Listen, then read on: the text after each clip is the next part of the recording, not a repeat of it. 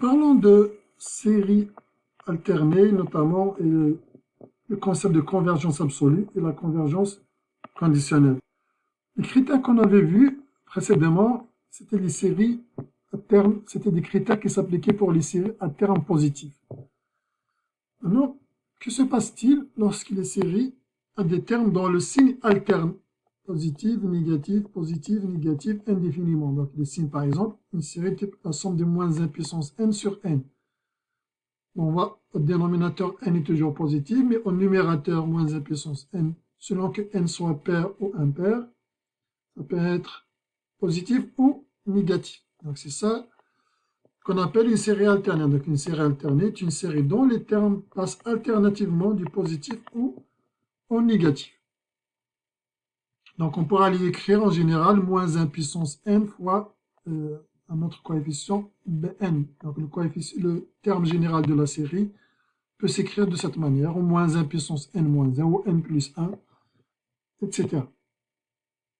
Le moins 1 puissance n ou puissance n moins 1 ou puissance n plus 1 exprime l'alternance du signe des termes entre positif et négatif, puisque vous le savez, comme je l'ai déjà dit, que moins 1 puissance un nombre pair, c'est positif, et moins 1 puissance un nombre impair, c'est négatif, ça donne moins 1. Alors, comment on va démontrer, par exemple, la convergence ou la divergence d'une série, si c'est une série alternée? Premièrement, on a un critère propre aux séries alternées. Et dire la chose suivante, si la série peut être écrite sous la forme moins 1 puissance n fois un coefficient bn, un terme bn, avec tous les bn positifs, qui satisfont les critères suivants. Bn plus 1 est plus petit que Bn. Ainsi de suite. Donc la série est décroissante. Ils sont positifs bien sûr, donc ça décroît. Les termes de la série Bn sont décroissantes, positives, décroissantes, vers 0. Et la limite de Bn est égale à 0, alors la série converge, forcément. Donc les Bn sont décroissants, positifs, décroissants, tend vers 0, la série converge. Exemple d'application. On a vu la série, par exemple, à terme positif, la série 1 sur n, bien n égale 1 jusqu'à l'infini. On a vu que c'était une série divergente. On peut le démontrer de plusieurs manières. C'est d'abord une série de Riemann, par exemple, donc avec p égale 1, donc la série diverge. On a vu aussi une démonstration avec le critère de l'intégrale, notamment en comparant avec l'intégrale de 1 sur x entre 1 et l'infini, qui est donc c'est ln de x entre 1 et l'infini en quelque sorte. Et on a vu que cette quantité était divergente. Mais que se passe-t-il si, au lieu d'avoir la série 1 sur n, j'ai la série moins 1 puissance n sur n, c'est-à-dire, au lieu d'avoir toujours plus au dénominateur, j'ai un signe qui alterne. Est-ce que la série reste divergente? Et bien, on va voir que dans ce cas-là, elle va converger. Notamment, on va démontrer ça avec le critère sur les séries alternées. Finalement, le critère, c'est qu'il suffit que le terme Bn soit décroissant tend vers 0. Alors d'abord, comment on va démontrer? Donc d'abord, on a n plus 1 est supérieur à n, forcément. Donc quand je vais les inverser, 1 sur n plus 1, ça va être 1 plus petit que 1 sur n. On voit que 1 sur n plus 1, c'est Bn, donc il est sous la forme moins 1 puissance n Bn. Donc ça, on pourrait l'écrire Bn plus 1 est plus petit que Bn. Cette condition est vérifiée. Bn égale 1 sur n positif. Cette condition est vérifiée. Il reste à montrer est-ce que Bn tend vers 0. On a limite de Bn quand n tend vers l'infini égale limite de 1 sur n est égale 0. Donc toutes les conditions, les Bn sont positives. La suite est décroissante parce que Bn plus 1 est plus petit que Bn. Et la limite de Bn égale 0, comme on voit ici la condition 2. D'après les critères sur les séries alternées, cette série est convergente.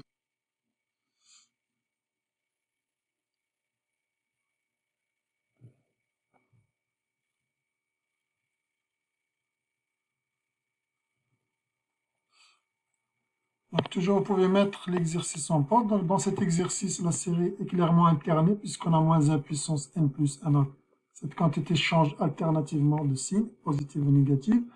Et on a le coefficient Bn ici.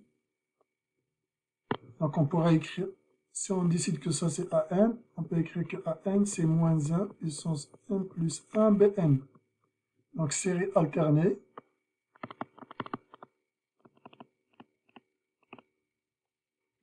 Dans cette série alternée, on voit que la limite de Bn, c'est la limite de 3n sur 4n moins 1, quand n tend vers l'infini. Et clairement, c'est la même chose, c'est 3 sur 4. Donc c'est la limite de 3n sur 4n, c'est 3 sur 4. On voit que la limite de Bn est différente de 0. On ne peut pas conclure avec ce critère.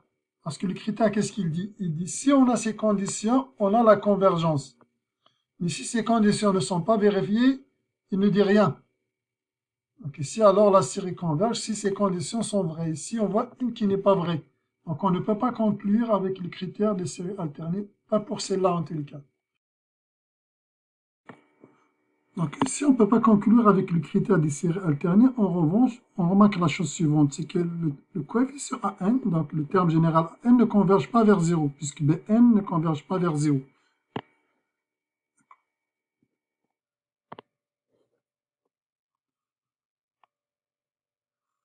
Donc la limite de An est différente de 0, implique la somme de An diverge. Donc ici,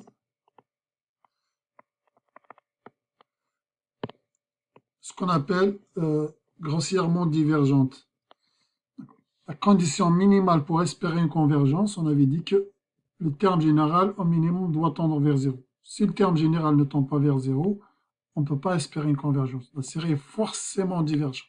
Donc ici, dans cette série particulière, ce n'est pas le critère des séries alternées qu'on avait utilisé. On ne pouvait pas l'utiliser de toute façon puisqu'il y a une des conditions qui n'est pas vérifiée, notamment la limite de Bn n'est pas égale à 0 dans notre cas. Il faut qu'elle soit égale à 0, que la série Bn soit décroissante pour qu'on puisse utiliser le critère des séries alternées. Donc ici,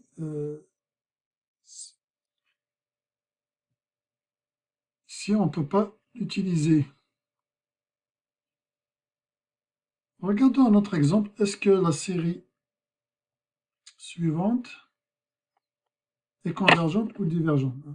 Est-ce que cette série... Quelle est la nature de cette série? C'est également une série alternée, puisque je vois moins 1 puissance n plus 1. Cette quantité change de signe. Et je vois Bn qui est n carré sur n cube plus 1. Donc, appelons la partie positive de la série. Cette partie, appelons-la Bn. On voit que la limite de Bn quand n tend vers l'infini, c'est la limite de cette quantité. C'est la même chose que la limite de n carré sur n cube, en fait. On prend les termes dominants, c'est la même chose que la limite de 1 sur n, et c'est égal à 0. Donc la deuxième condition est vérifiée. Il reste à savoir, est-ce que la série est décroissante? Est-ce que Bn plus 1 est plus petit que Bn? De la même manière, si on calcule Bn plus 1 moins Bn, on trouve cette quantité qui est inférieure à 0, en tous les cas pour n supérieur ou égal à 2. On voit que pour les grandes valeurs de n, ici on a moins n4, moins 2n puissance 3, moins n carré. Il n'y a que les petits paramètres comme 2n et plus 1 qui sont positifs. Le reste sont tous négatifs. Donc le dénominateur aussi il est positif, ça ne pose pas de problème. Donc le signe de cette différence finalement, c'est la même chose que le signe du numérateur, et plus particulièrement de cette partie qui va l'emporter à partir notamment de n égale à 2. Pour les petites valeurs de n, il est probable que le numérateur va être positif. Mais essentiel à partir d'un certain moment, on voit que c'est négatif, ce qui veut dire que Bn est décroissante.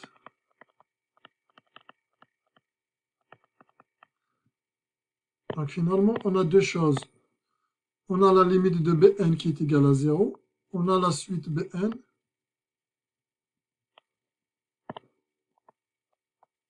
la suite de n qui est décroissante. Critères sur les séries alternées. Qu'est-ce qu'on a dit?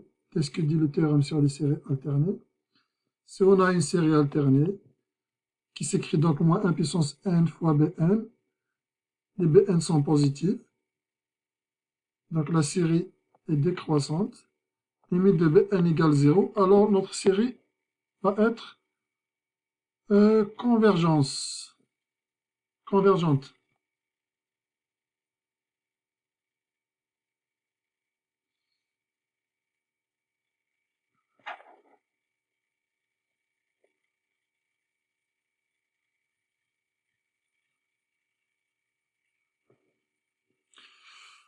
Donc, en plus des séries alternées, donc regardons de façon générale comment on pourrait trouver la nature d'une série s'il n'est pas à terme positif. C'est-à-dire, regardons d'autres critères en dehors des critères des séries alternées. Donc, un des critères, premièrement, on peut utiliser la valeur absolue de la série si jamais les termes de AN ne sont pas positifs. Peut-être ils sont négatifs, peut-être ils sont alternés. C'est-à-dire alternativement positif et négatif. Si on met la valeur absolue, il est clair que la somme à gauche est plus petite que la somme à droite, plus petite ou égale. Ça veut dire que si la somme de droite est convergente, la somme de gauche va être convergente. Si la somme de droite est convergente, ça veut dire qu'elle est égale à une certaine constante, à un certain nombre réel. C'est ce que ça veut dire, égal à un certain nombre réel L. On verra que si cette série donc de droite, la série des valeurs absolues, la somme des valeurs absolues convergentes, on verra que la somme, notre série, va également converger. Ce n'est pas immédiat, parce que il faut avoir une borne inférieure pour la somme de AN. C'est vrai, la somme de AN est plus petite que L, mais comme les termes peuvent être négatifs, peut-être qu'il va diverger vers moins l'infini. Donc il faut une borne inférieure pour pouvoir montrer que la somme de AN va être convergente. En d'autres termes, le critère de comparaison qu'on a vu plus haut ne s'applique pas immédiatement parce qu'on n'a pas affaire à des séries à terme positif. La série de droite, elle est à terme positif, c'est vrai, c'est la série de la somme des valeurs absolues, mais celle de gauche, c'est une série quelconque. Donc on ne peut pas appliquer, c'est pas parce que la série de droite est convergente qu'on peut déduire directement que celle-là est convergente.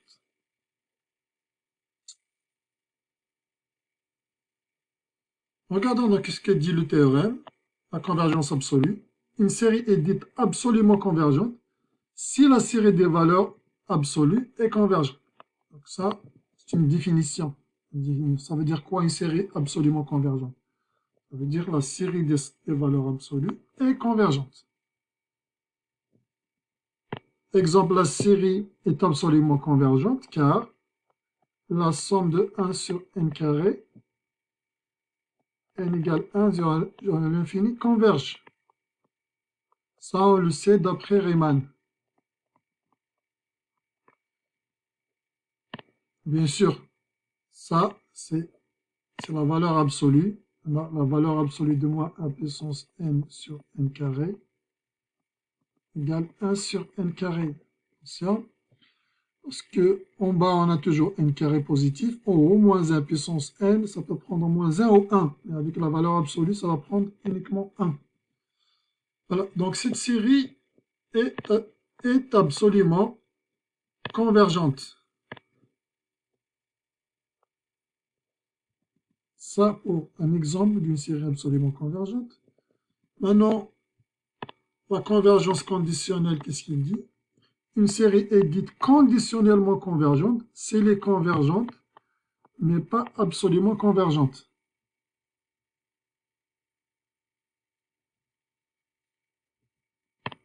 Alors, si la série est convergente, mais que la somme de ses valeurs absolues n'est pas convergente, on dit qu'elle est conditionnellement convergente. Exemple, la série suivante est conditionnellement convergente. Pourquoi? car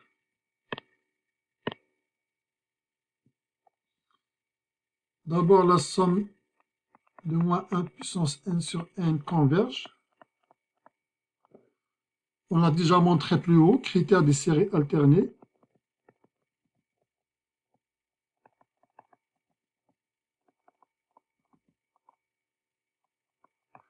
On avait dit dans ces critères notamment que 1 sur n était une suite positive décroissante tend vers 0.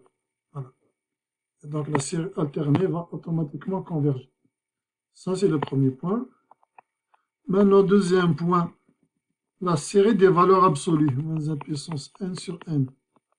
C'est la même chose que la somme des 1 sur n. Et cette série diverge. C'est une série divergente, critère de Riemann. Si vous vous rappelez bien Riemann, donc n puissance 1, donc p égale 1, il est inférieur ou égal à 1. Donc la série est divergente d'après Riemann, elle est convergente. La série des valeurs absolues est divergente d'après Riemann, mais la série elle-même, elle est convergente.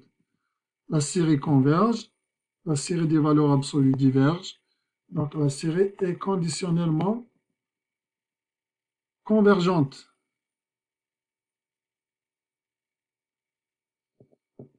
En regardant le critère de la convergence absolue,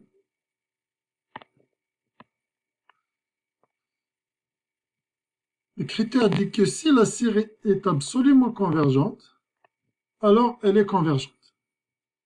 C'est-à-dire si la série de ces valeurs absolues, si la somme de ces valeurs absolues converge, alors elle est forcément convergente.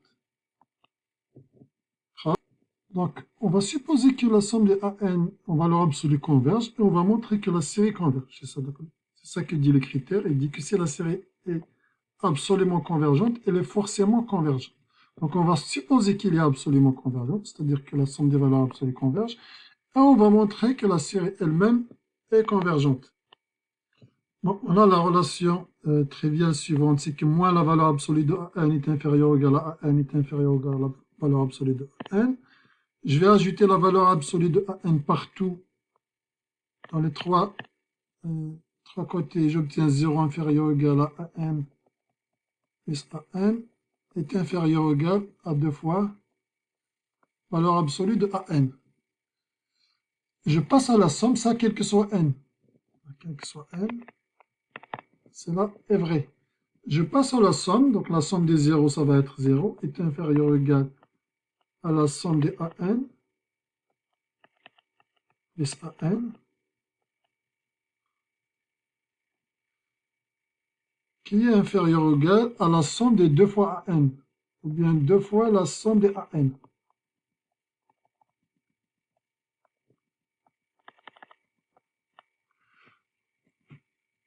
Donc la somme des 2 fois AN, c'est 2 fois la somme des AN. Cette série, attends, j'ai oublié la valeur absolue. Donc la série de droite ici, elle est convergente, puisque par hypothèse, on a supposé la somme des AN converge, donc la somme des 2 AN converge. Ça, c'est un point. Le deuxième, c'est que cette série, elle est à terme positive. On voit qu'elle est majorée par 0, la somme majorée par 0, on l'a vu ici qu'elle est à terme positif. Ce terme est toujours positif. Par critère de comparaison, donc cette série converge, par comparaison, on déduit que cette série est également convergente. Donc cette série est convergente, mais on avait un critère de série convergente, c'est que si la somme des n converge et la somme des Vn, par exemple, converge, alors la somme, par exemple, de n moins Vn va être également convergente. Pareil, si je mets plus ici au lieu de moins. C'est ça qu'on va appliquer ici. Donc on a cette série qui est convergente. On a la série AN qui est convergente. Je peux faire la différence. On devrait obtenir une série convergente. Donc la somme de AN plus AN moins AN, donc différence de deux séries convergentes, va être convergente. Or, cette série, c'est égal exactement à la somme des AN.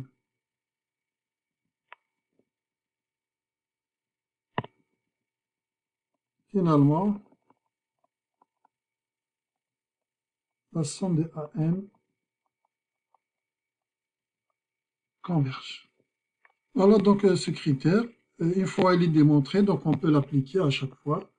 Si on a une série qui est absolument convergente, on peut déduire directement qu'elle est convergente. Exemple d'application. Prenons la série, la somme des cos n. On sait que cos n risque d'être positive ou négative alternativement parce que la fonction cosinus est périodique.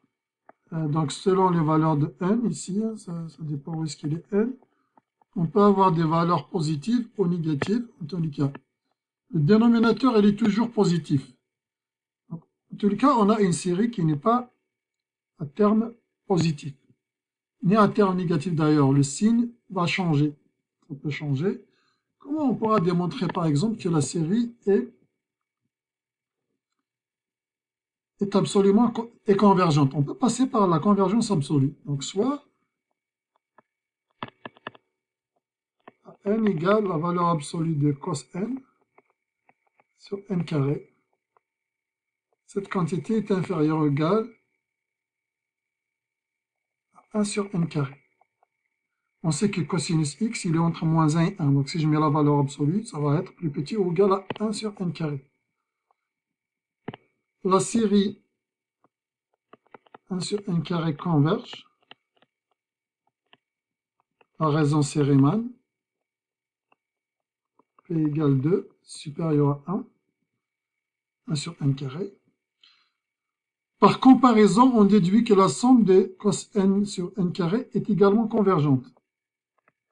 On déduit que la somme des AN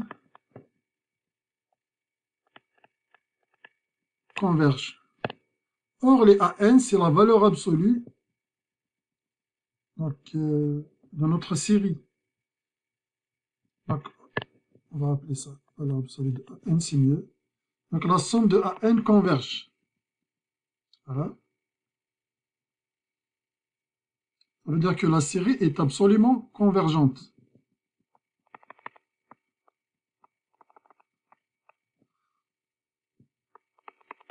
D'où la somme de AN est absolument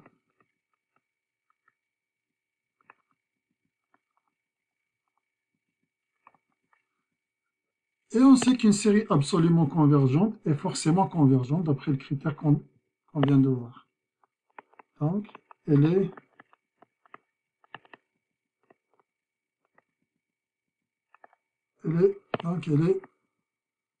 convergente.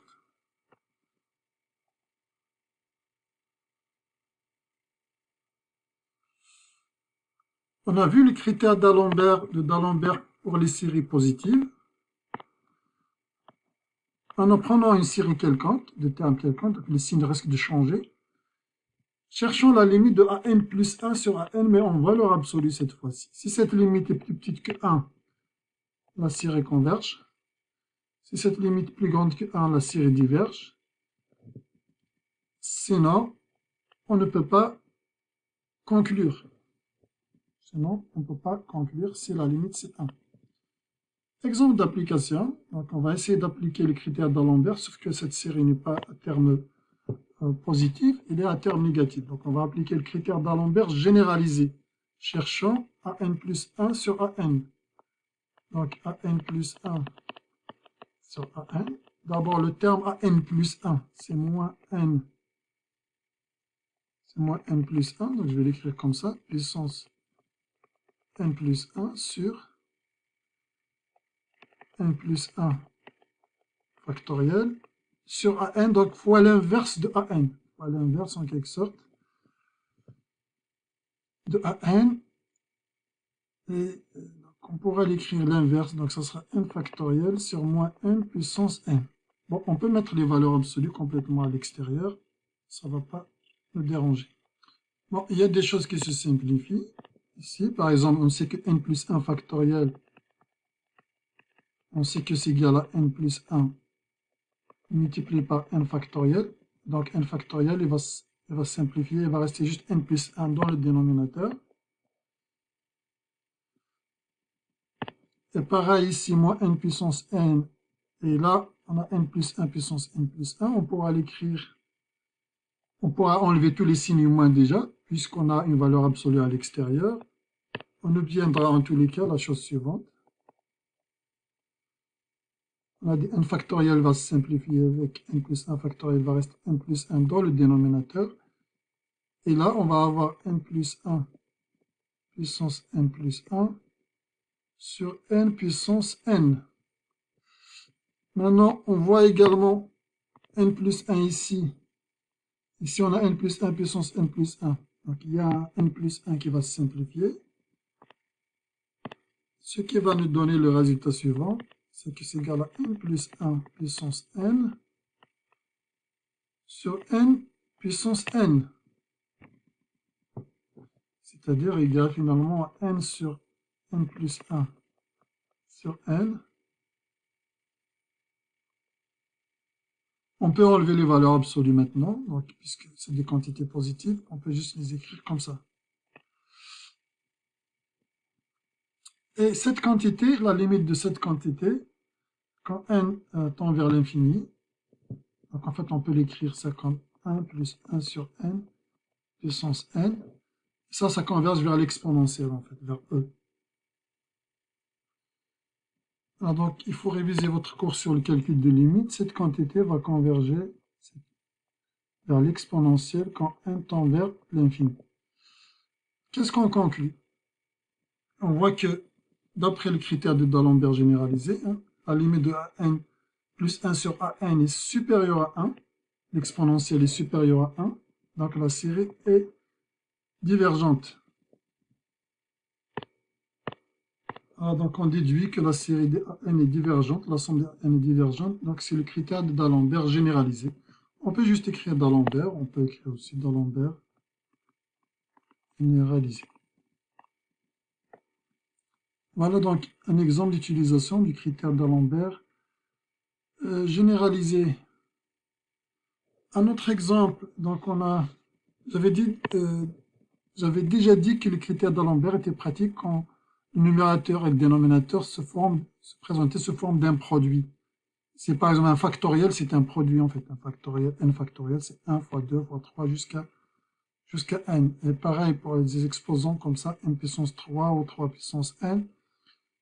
Donc ça, en général, D'Alembert marche très bien. Mais comme la série n'est pas un terme positif, on va appliquer le critère d'Alembert généralisé. Donc on va essayer de calculer an plus 1 sur an, et on va essayer de voir, ça va converger vers quoi? Donc la valeur absolue, donc le moins 1 puissance 1, c'est pas la peine de l'inclure finalement, puisqu'avec la valeur absolue, tous les signes moins vont disparaître.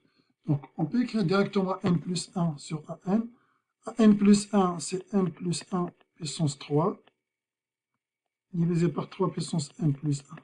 Je divise par an, ça veut dire que je multiplie par l'inverse du terme an. Et ça, c'est an. C'est ça qu'on a appelé an. Donc, l'inverse, donc c'est 3 puissance n sur n puissance 3. Le moins 1 puissance n plus 1, tout ça, pas la peine de l'inclure, puisqu'on a une valeur absolue. On voit bien qu'il y a des trucs qui vont se simplifier. On le voit par exemple ici, on voit 3 puissance n, ici 3 puissance n plus 1, donc il y a quelque chose qui va se simplifier. Et on verra aussi, est-ce qu'il y a quelque chose qu'on peut simplifier dans ces quantités. En gros, on va avoir 1 sur 3, n plus 1 puissance 3 sur n puissance 3. Comme c'est des quantités positives maintenant, il n'y a plus de moins 1. Valeur absolue, on peut enlever la valeur absolue. En général, on n'aime pas laisser les valeurs absolues traîner. Quand on a l'assurance que les quantités sont positives. Alors, on va voir ça. Donc maintenant, quelle est la limite de cette quantité? Donc, je vais calculer la limite de an plus 1 sur an, quand n tend vers l'infini. C'est la même chose que la limite de n plus 1 puissance 3 sur 3 n puissance 3, n tend vers l'infini. C'est égal à la limite, donc pas la peine de développer n plus 1 au cube. Pas la peine, mais on sait que c'est égal à n cube plus quelques quantités de degrés inférieurs. Et on sait que le terme dominant en haut, donc ça va être n cube. Le terme dominant en bas, donc 3n cube. On sait que la limite quand n tend vers l'infini, ça va être la limite du terme dominant d'en haut, qui va être donc n cube. Pas la peine de développer, limite de n cube sur 3n cube. Et ça va donner un tiers qui est plus petit que 1. D'après le critère d'Alembert, donc d'Alembert généralisé, on conclut que la série est convergente. Regardons bien le critère. Quand la limite de cette quantité, ce rapport est plus petit que 1, la série est convergente.